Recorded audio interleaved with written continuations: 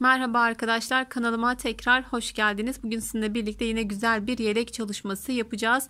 Modelimiz oldukça farklı, yapımı da biraz farklı diğer modellerden. Robamız oldukça sade bir model, altımız hareketli olduğu için robamızı biraz sade bir roba tercih ettim. Kanalımda birçok roba yapımı var farklı şekillerde. Sizler dilerseniz onların da altına bu modeli uygulayabilirsiniz. Hem anlatması kolay olsun, herkes yapabilsin diye kolay bir roba tercih ettim arkadaşlar.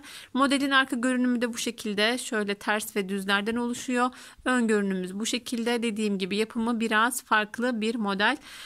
Örgüye yeni başladıysanız eğer sizin için zor bir model olabilir arkadaşlar. Çok kolay bir model diyemem. Yani hani yapımı zor değil ama yeni başlayanlar için biraz zor gelebilir takip etmesi.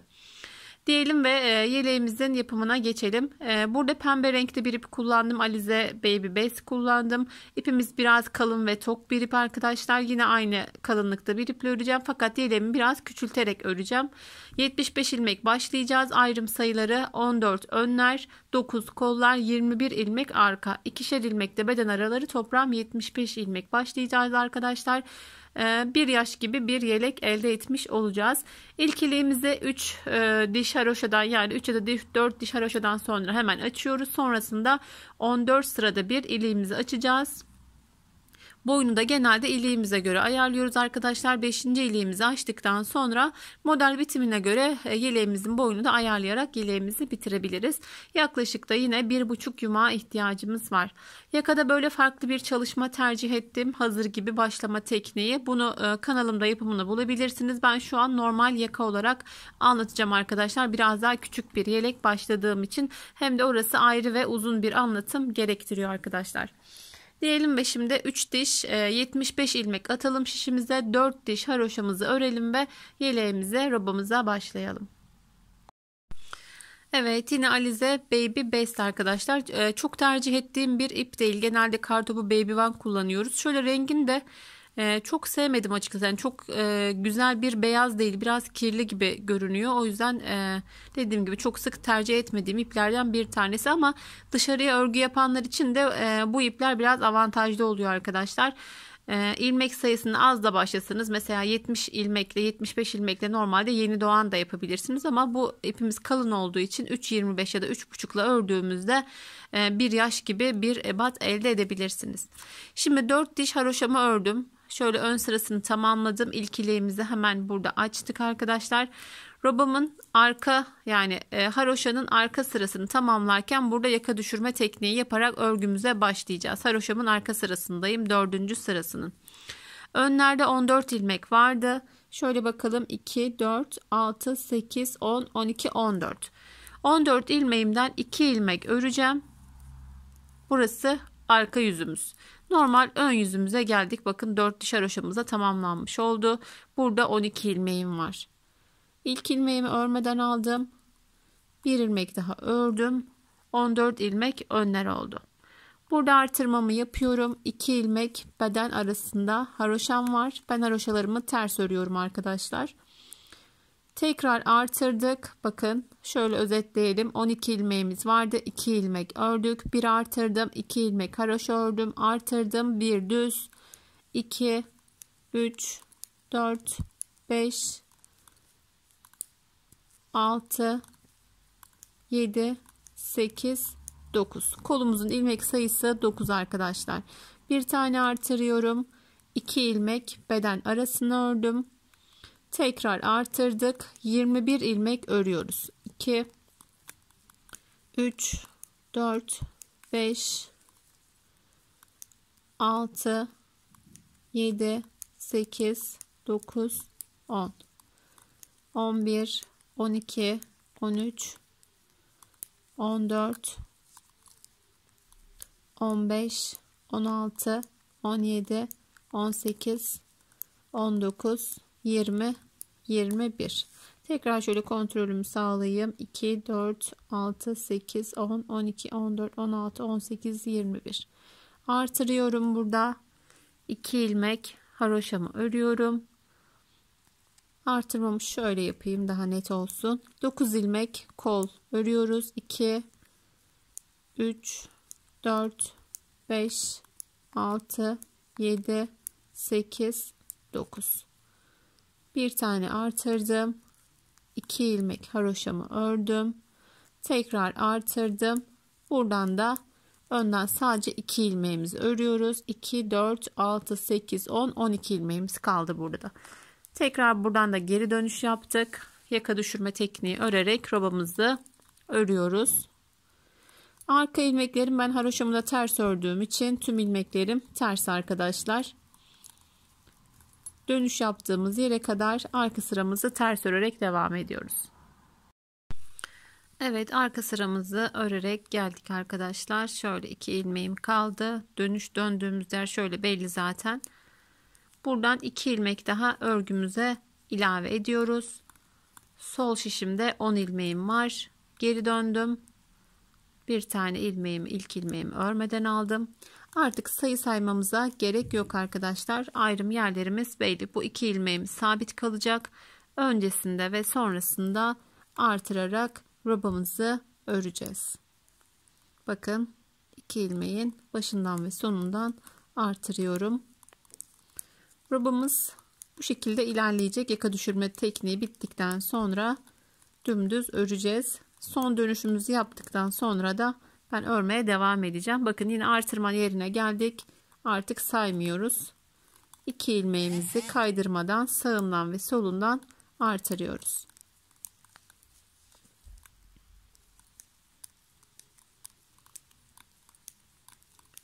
Bir sıra daha birlikte örelim.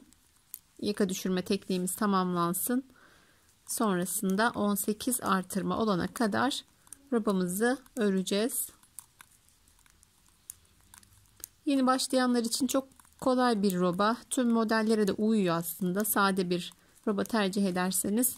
Son anlatımlarımda sade ve kolay olsun diye bu robayı tercih ediyorum arkadaşlar. Bakın artırdığım yere geldim. Tekrar şöyle bir artırdım. 2 ilmek daha haroşamı ördüm. Sonra artırarak devam ediyorum. Takibi de kolay robanın. Yapımı da oldukça kolay. Artırdığım ilmeği ördüm. Artırıyorum. 2 ilmek örüyorum. Artırdım. Yine burada bakın dönüş yerine geldik. 2 ilmek ilave ediyorum. Yine burada sol şişimde toplam 10 ilmeğim kaldı arkadaşlar. Geri döndük. Dönüş yaptığımız yerde ilk ilmeğimi örmeden aldım. Şimdi yine öncelikle 10 ilmek kalana kadar arka sıramızı örmeye devam edelim. Evet, dönüş yaptığımız yere geldik. Son ilmeğimi ördüm. Toplamda 10 ilmeğimiz var arkadaşlar. 2-2 dönüş yapmıştık. Burada 2-1 de yapabiliriz ama son 3 ilmeği örerek yaka düşürme işlemini tamamlıyorum. Dediğim gibi 2-1 olarak da yapabilirsiniz ama bu benim için yeterli. 7 kenar patım kaldı. Son 3 ilmeği de ördüm. Örmeye devam ediyoruz yine robamızı. Sol tarafa da dönüşümüzü yaptıktan sonra düşürme işlemimiz tamamlanmış olacak. Artırma yerine geldim. Artırdım. 2 ilmeğimi haroşa olarak ördüm. Artırıyorum. Örmeye devam ediyorum. Düz ilmek olduğu için hızlıca geçiyorum arkadaşlar. Sadece düz örüyoruz artırma yerlerine kadar. Robamızın 3. sırasındayız. 3 sıra yaka düşürme tekniği uyguladık. Sonrasında normal satır başlarına gelerek örmeye devam edeceğiz. 14 sıra olduğunda robamızı açmayı, iliğimizi açmayı unutmayalım. İlk iliğimizi açmıştık 4 diş haroşanın ardından.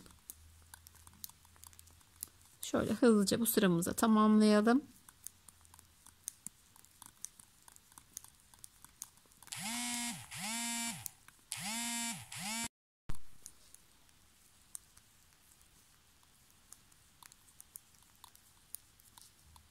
Ben 25 numara şiş kullandım arkadaşlar. Bunu her yerde bulamazsınız. İpimiz biraz kalın. 3,5 numarayla da örebilirsiniz. Çok fark etmeyecektir. Ara numaralar normal şişlerde bulunmuyor. Bunlar da biraz pahalı oluyor. Çok almaya da değmez açıkçası. 3 numara aldığım şişlerin şuradaki boyaları örgüye vermeye başladı zamanla. Ama hani uçları falan güzel diye ben de hani almayı tercih etmiştim ama değer mi değmez diye düşünüyorum. Yani normal şişlerden çok bir farkı yok açıkçası. Geldik yine buraya. Son ilmeğimi ördüm. 10 ilmeğimiz vardı. 1, 2, 3 ilmek ördüm. 7 kenar patımız kaldı. Artık dönüş işlemimiz tamamlandı arkadaşlar. Şöyle bir başlayalım. Arkaya yine ters örerek başladık. Artık satır başına kadar robamızı örmeye devam edeceğiz. Sonrasında zaten dediğim şekilde bakın 3 artırmayı yaptık. Sadece 2 ilmeğin sağından ve solundan artırarak toplamda 18 artırma olana kadar robamızı örmeye devam edelim. Evet arkadaşlar, robamızı tamamladık. Toplamda 18 artırma olduğunda robamız hazır olmuş oluyor. Şöyle iliğimizi de açtık. İkinci iliğimizi de 14 sırada bir açmayı unutmayalım. Şöyle robamızın haroşasına geçeceğiz ama haroşamızda artırmaya devam edeceğiz. O yüzden şöyle bir sırada haroşamı göstermek istedim. Gizli artırma yapacağız bu sefer. Bunun sebebi de normalde artırma yapmayabilirsiniz ama beden ilmeğimiz yeterli gelmiyor arkadaşlar. Kol altından artırma yapıyoruz ama çok fazla artmasın kol altında diye robamızda da artırmaya devam ediyoruz. Robamızın haroşasında da artırmaya devam ediyoruz. Şöyle geleyim, yine burayı da göstereyim. 2 dişinde artırıyoruz. Son 3. dişinde artırma yapmıyoruz arkadaşlar. 3 diş oluyor çünkü roba bitimindeki haroşamız. İlk 2 dişinde artırmaya devam edeceğiz. Gizli olarak aynı yerlerden. 3. dişinde artırma yapmayacağız. Şöyle bakın, yine artırdığım ilmeğimi öreceğim. Artırma yerine geldim ama haroşaya geçtiğim için buradaki artırmamı gizli yapıyorum. 2 ilmek ördüm. Yine gizli artırmamı yaptım ve devam ediyorum. Tüm artırma yerlerinde aynı şekilde artırmaya devam edelim. Bir diş daha artırıyoruz. Son 3. dişimizde artırma yapmadan robamızı tamamlıyoruz. Robamızı tamamlayalım. Kol beden ayrımıyla devam edelim. Evet, robamızı tamamladık. Haroşalarımızı ördük. 2 sırada artırmaya devam etmiştik. Son sırada artırmadım. Henüz haroşamın da son sırasını tamamlamadım. Burada kesme, kol kesme ve artırma işlemlerini yapacağız. Bu tür robolarda yakadan ayrım yaptığımız için toplam ilmek sayısına ihtiyacımız yok arkadaşlar. Toplam ilmeği saysak da çok bir şey değişmeyecek çünkü ayrım yerlerimiz belli. Burada 2 ilmek vardı. Bu 2 ilmeğin birini bedene, birini kola gelecek şekilde ayırıyoruz. Ayırdığımızda kollar hariç bedendeki ilmek sayısını sayıyoruz. Modelimiz için kaç tane artırmamız gerekiyorsa kol altından artırarak bu şekilde ayarlıyoruz. Şöyle görebilirsiniz. Bizim şu anda kolları çıkardığımızda önlerde 35, arkada 63 ilmeğimiz var. Toplamda 133 ilmeğimiz var arkadaşlar. Modeli kurmak için de 144 ilmeğe ihtiyacımız var. Kolun birinin altında 5, birinin altında 6 ilmek artırarak bu sayımızı tamamlayacağız. Toplamda kolumuzun altında artırdıktan sonra 144 ilmeğimiz olması gerekiyor. Sizin de kontrol ederek eksik ya da fazla ilmeğiniz varsa modeli kurmadan bunu tamamlayıp ayarlayabilirsiniz. Şimdi kanalımı takip ediyorsanız eğer, her zamanki kesme tekniği gibi şöyle ilk önce bir ön bir kol öreceğiz. Keserek geleceğiz, artıracağız, birleştireceğiz. Kol ve kesme işlemini tamamlayacağız arkadaşlar. Şöyle haroşamı örerek bir ön bir kol örmeye devam ediyorum. Şöyle örmeye devam ettim. 2 ilmeğim kaldı. Bakın, tam 2 ilmeğin ortasından ayrımımızı yaptık. Şöyle bir ön bir kol ördük arka sıramızda. Koldaki ilmekleri kesiyoruz. Klasik kesme yöntemi arkadaşlar. Siz nasıl kesimi yapıyorsanız. Koldaki ilmeklerin özellikle çok gergin olmamasına özen gösterelim. Çok bol aldığımızda da ilmekler kötü görünüyor ama biraz sıkı kesersek de kol ağzı daralma yapar. O yüzden oldukça bol kesmeye özen gösteriyoruz kol kesimlerinde. Şöyle koldaki tüm ilmekleri keselim arkadaşlar. Şöyle toplam 3 ilmeğimiz kaldı.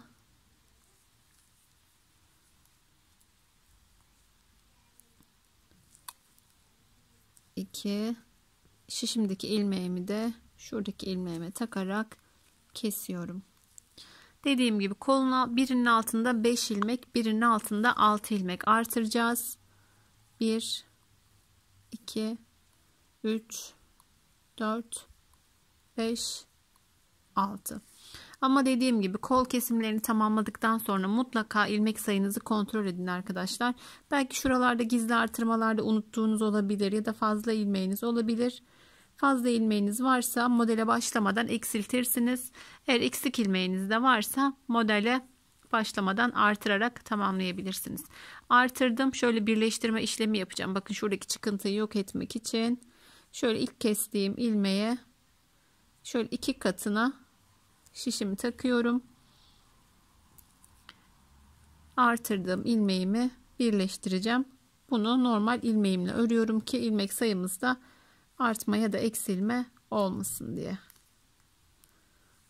Ördürdüm. Şöyle 2 ilmek daha ördürüyorum ve geri dönüyorum.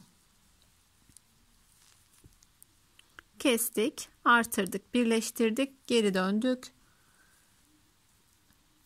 Artırdığım ilmeklerimi öreceğim.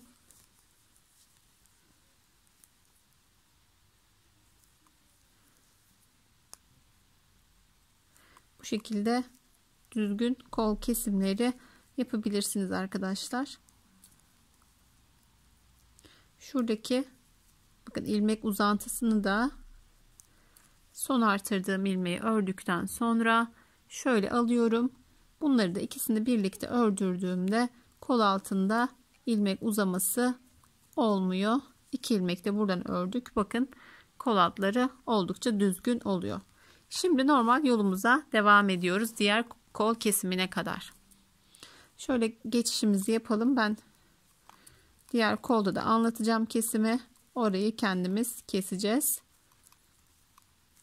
Böyle bakıldığında hani ilk kez denk geldiyseniz karışık gibi durabilir ama çok güzel bir kesim oluyor arkadaşlar. Hem de son sıramızı tamamlarken kesiyoruz, artırıyoruz, artırdığımız ilmeklerimizi örüyoruz.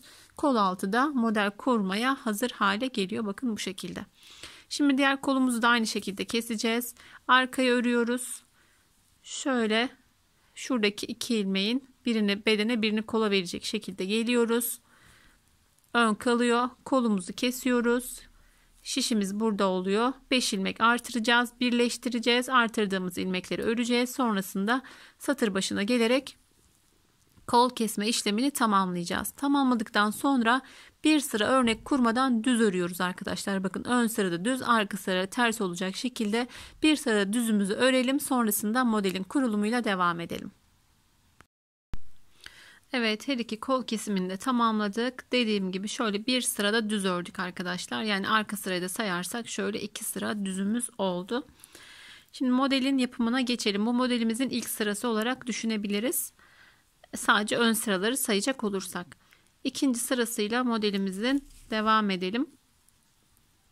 Oldukça keyifli bir model olduğunu söylemiştim. Yapımı biraz farklı ama bir o kadar da keyifli. Toplam arka sıraları sayarsak 6 sıra, sadece ön sıraları sayarsak da toplam 3 sıradan oluşan bir model.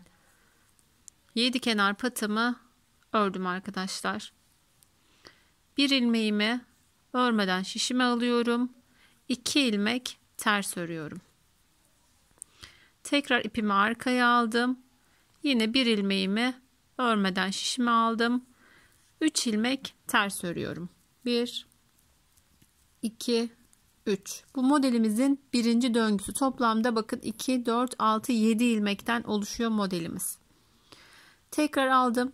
İpimi arkaya, bir ilmeğimi örmeden aldım. 2 ilmek ters örüyorum. Tekrar ipimi aldım. Bir ilmek örmeden aldım.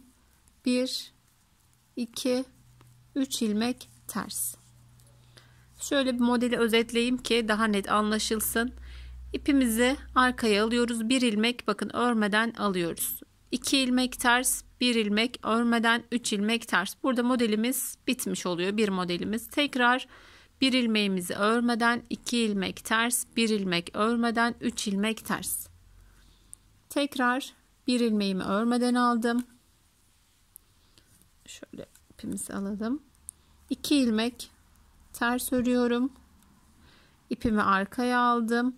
Bir ilmeğimi örmeden geçirdim. 1 2 3 ilmeğim ters. Tekrar başlıyoruz. Bir ilmeğimiz örmeden, 2 ilmeğimiz ters. İpimi arkaya aldım. Yine bir ilmeğimi örmedim. 1 2 3 ilmek ters. Tekrar bir ilmeğimi örmeden şişimi aldım. 2 ilmek ters örüyorum. Tekrar ipimi arkaya alıp bir tane örmeden aldım. 3 ilmek ters. Bu şekilde biraz ilerletelim arkadaşlar örgümüzü.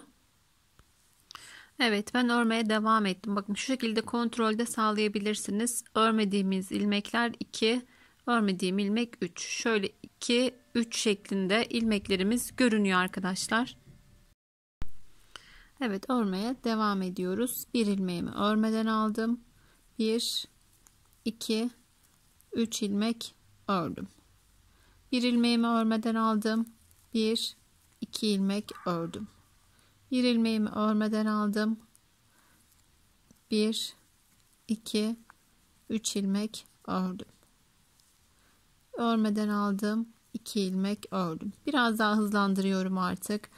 1 2 3 ilmek ördüm. Örmeden aldım. 2 ilmeğimi ördüm. Örmeden aldım. 1 2 3. Yani 1 2 ilmek örüyoruz. 1 3 ilmek örüyoruz. Bu şekilde düşünebilirsiniz. 3 ilmek ördüm. Pardon, burada 3 örmüşüz. Hemen düzeltiyorum. 2 ilmek ördüm. Örmeden taktım. 1 2 3 ilmek ördüm. Örmeden taktım. 2 ilmek ters örüyorum.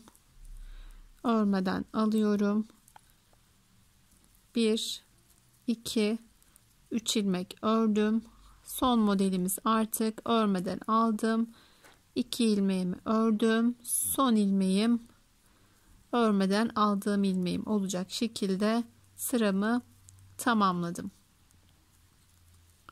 Bu sıramızda arkada işlem yapıyoruz arkadaşlar. Birçok modelde arka sırada işlem yapılmaz. Arka sırayı tamamen ters öreriz. Bu modelde yine örmediğimiz ilmeklerimizi örmeyeceğiz. Ördüğümüz ilmekleri ise ters örmüştük. Arkada düz öreceğiz o ilmeklerimizi. Şöyle bakın, örmediğim ilmek, ipim zaten burada olduğu için örmeden aldım. 2 ilmek düz ördüm. Bu kez ipimi bu tarafa alıyorum. Bakın, örmediğim ilmeğimi aldım. Bu kez 3 ilmek düz örüyorum. Örmediğim ilmeğim şöyle görebilirsiniz. Bakın belli oluyor. Şöyle biraz yaklaştırayım. Örmediğimiz, bakın geçtiğimiz ipliğimiz şöyle aldık, yine örmedik. 2 ilmek düz ördük. Öndeki işlemin tam tersi. Bakın, örmediğim ilmeğim 1 2 3 ilmek düzüm. Yine şöyle örmediğim ilmeğime geldim. 2 ilmek düz. İpimi alıyorum. Örmediğim ilmeğimi şişime aldım. 1 2 3 ilmek düzümü ördüm. Örmediğim ilmeği aldım. 2 düz örüyorum. Örmediğim ilmeğimi alıyorum. 3 düz örüyorum. Dediğim gibi ön sıranın tamamen tersi işlemi yapıyoruz arka sırada. Bu şekilde örmeye devam edelim arkadaşlar. Bakın, ördürmediğimiz ilmeklerimiz şöyle belli. Sayı takibi de yaparak, zaten hani beyaz olduğu için şu an çok seçemiyor olabilirsiniz. Şöyle örmediğimiz ilmeğimiz bakın belli. İpi atlatıp örmemiştik. Bunu şişimize alıyoruz. Diğer ilmeklerimizi düz örüyoruz. Sıra başına kadar örelim. Sonraki sıramızla devam edelim.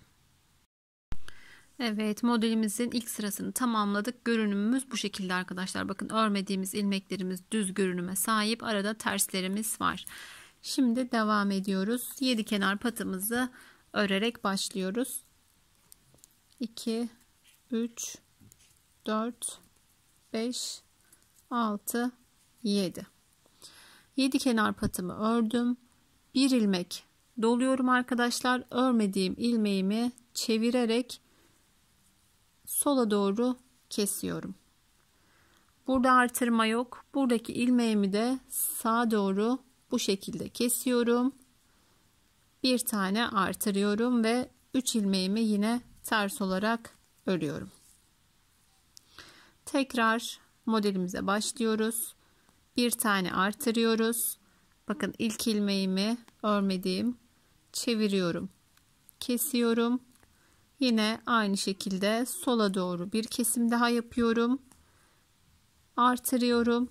3 ilmeğimi ters örüyorum.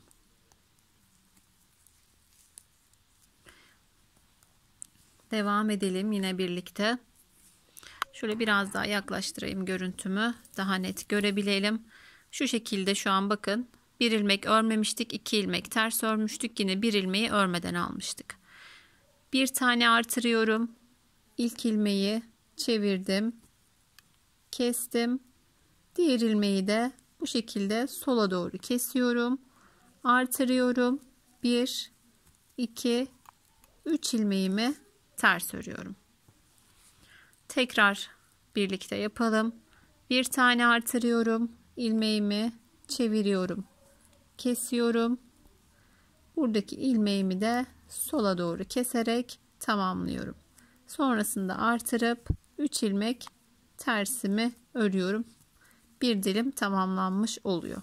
Yine bu şekilde biraz ilerletelim arkadaşlar örgümüzü. Bakın görüntümüzde yakından bu şekilde. Evet, ben biraz ilerlettim, örmeye devam ettim aynı şekilde. Bir tane artırıyorum. İlmeğimi çeviriyorum. Sola doğru kesiyorum. İkinci ilmeğimi de sağa doğru bu şekilde kestim. Artırdım. 1, 2, 3 ilmek. İpimi aldım. Bir tane artırdım. İlmeğimi çevirdim. Sola doğru kestim. Bir tanesini de sağa doğru kesiyorum. Bir tane artırdım. 3 ilmek ters örüyorum. Oldukça keyifli bir model arkadaşlar. Zor gibi görünse de gerçekten hani işlem olan modeller daha çabuk biter. Yani şurayı da bitireyim, bir sırasını da yapayım, şu aşamada bitsin derken zor gibi görünse de daha çabuk bitiyor. Benim için öyle söyleyeyim. Yani düz örmekten daha keyifli oluyor bu tarz modeller. Son olarak kesme işlemini yaptık. Artırıyoruz. Kenar haroşamızı örerek sıramızı tamamlıyoruz. Bu sıranın arkasında hiçbir işlem yapmıyoruz arkadaşlar. Tüm ilmekleri şöyle bir başlayalım. Tüm ilmeklerimizi ters olarak bu sıramızda ilerleyeceğiz. Modelimiz de tamamlanmış oldu aslında. Bir döngümüz tamamlandı. Bakın artırdığım, ördüğüm tüm ilmekleri arka sıramda ters olarak örüyorum. Bu şekilde arka sıramızı tamamlayalım ve devam edelim. Evet, modelimiz tamamlandı arkadaşlar. Şöyle düzle başlamıştık. Yine bir sıra hiçbir işlem yapmadan düz öreceğiz. Ön sırada düz, arka sırada ters. Bundan sonrasını videoyu başa alarak da rahatlıkla yapabilirsiniz. Ama ben düz sıramı öreceğim. Şöyle yine bir başlangıç yapacağım ve sonrasında videomu sonlandıracağım. 2, 4, 6, 7. 7 ilmeğimi ördüm. Tüm ilmeklerim ön sırada düz örgü. Başlarken de zaten demiştim, bu şekilde başlamıştık. Çok kolay, çok çabuk ilerleyen model. Arada düzler ve tersler olduğu için rahatlıkla ilerletebilirsiniz. İşlem yaptığımız sıralar daha az. Hatta 3 sıra işlem 3 sıra işlem yapmıyor gibi düşünebiliriz. Hani arka sırada ters, önde de ters ve düz yaparak modelimiz bu şekilde kolaylıkla ilerliyor arkadaşlar. Evet, şöyle bir sıra düzümüzü örelim. Arka sıramızda tamamen ters olacak. Sonra yeni bir model kurulumuyla devam edelim. Evet, bir sıra düzümüzü ördük. Bakın aynı altta başladığımız şekilde. Yeniden şöyle bir modele başlangıç yapalım. Dediğim gibi sonrasında tekrar ederek takılırsanız da videonun model başına alarak, modeli başladığımız sıraya alarak videoyu geri rahatlıkla yapabilirsiniz. Evet, 7 kenar patımı ördüm. Bir ilmeğimi örmeden alıyorum. 2 ilmek ters örüyorum. İpimi aldım. Yine örmeden ilmeğimi aldım. Bu kez 1, 2, 3 ilmek ters örüyorum. İpimi arkaya aldım. Bir ilmeğimi örmeden aldım. 2 ilmek ters örüyorum. İpimi alıyorum. Geçirdim. Bu kez 3 ilmeği ters örüyorum. İlmeğimi örmeden aldım. 2 ilmek ters ördüm. Örmeden aldım. Bakın eliniz alıştıktan sonra çok seri bir şekilde rahatlıkla yapabileceğiniz bir model. Bu şekilde başlıyoruz. Yine diğer sıraları dediğim gibi alttaki aynı işlemi uygulayarak yeleğimizi devam ediyoruz. Dediğim gibi 14 sırada bir ilik açmıştık. İliğimiz bittiğinde dilerseniz bir model yapabilirsiniz. Şöyle yeleği önlerini katladığınızda kendini belli ediyor zaten eni boyu arkadaşlar. Ona göre iliğimizi açtıktan hemen sonra da haroşayı koyabilirsiniz. Bir ya da iki model yaptıktan sonra da haroşanızı koyup 5 diş haroşadan sonra yeleğimizi bitirebiliriz. Ben elimden geldiğince sizlere anlatmaya çalıştım arkadaşlar. Sayılarıyla, ilik araları, ip ve şiş numarasıyla. Yine eksik anlattığımı düşündüğünüz ya takıldığınız bir yer olursa yorum bırakın. Ben en kısa sürede cevap vermeye çalışırım. Beyaz yeleğimin de bitmişini Instagram sayfamızda bulabilirsiniz en kısa sürede arkadaşlar. Yapacak olan herkese şimdiden kolay gelsin. Yeni bir modelde, yeni bir videoda görüşmek üzere. Allah'a emanet olun. Hoşça kalın.